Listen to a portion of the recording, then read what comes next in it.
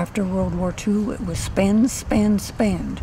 And it hasn't changed a bit. The scary part was that we were actually spending more than we earned.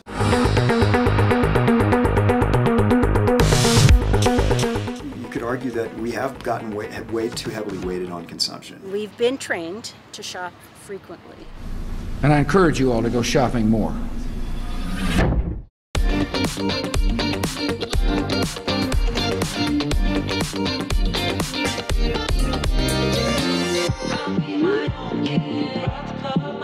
I think I'd go with going with vegetables a lot more than going out and spending a whole lot of money.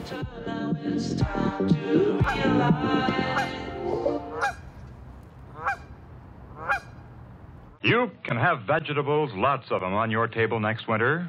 You can have your own fresh vegetables on your table this summer if you have your own Victory Garden. As I've been riding my bike around, I've been seeing more and more gardens just in people's yards. On this farm in the rolling hill country of northern Maryland, the Holters, rallying to the call for more food, join the growing army of Victory Gardeners. That's what they call them, patriotic gardens. We haven't been in control of our food.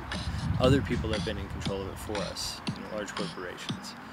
Our design of going cooperative and not charging and thinking about how busy people are, that has to do with economics. This is our victory. This is us taking control of our own food source. When gas goes up, when rent goes up, when electricity goes up, and food costs go up, and you don't get a raise, that makes it really hard to sustain a decent living, and you start making sacrifices. And the easiest thing to compromise is food.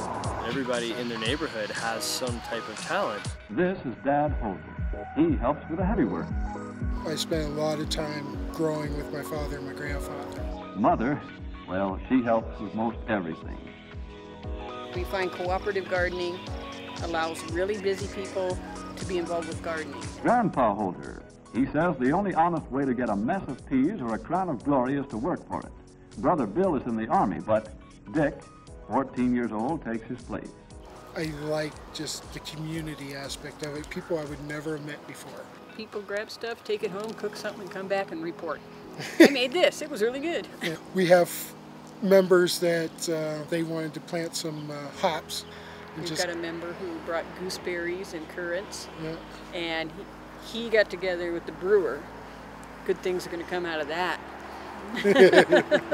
Farmers markets or going to Whole Foods and buying a salad from the deli, those things are not possible for everyone. I can't afford shopping at Whole Foods and buying organic food. On the nights when we would work at the shelter or the soup kitchen and then see the nasty food that was being served and say, whisper to each other, we're gonna stop somewhere and eat on the way home, right? We're not gonna eat this.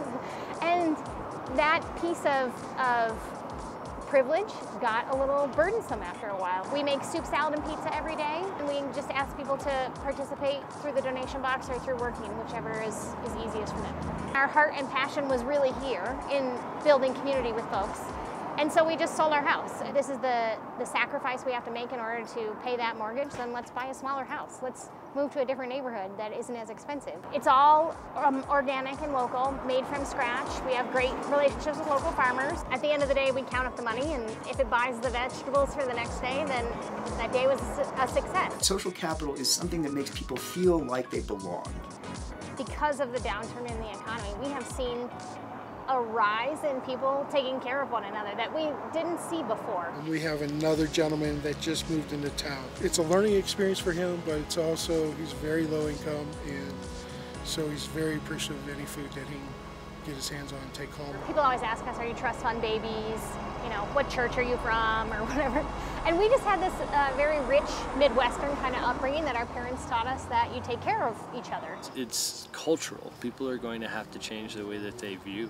Community building is much more important than the bottom line. Time is the only thing it needs. Time and education. And the imagination that your front yard can be your food source, that's your grocery store. I can come out and pick it and cook it, and it's right fresh. What they would do, if they had to have a ration book to get what they wanted. It's a great time to be in the garden.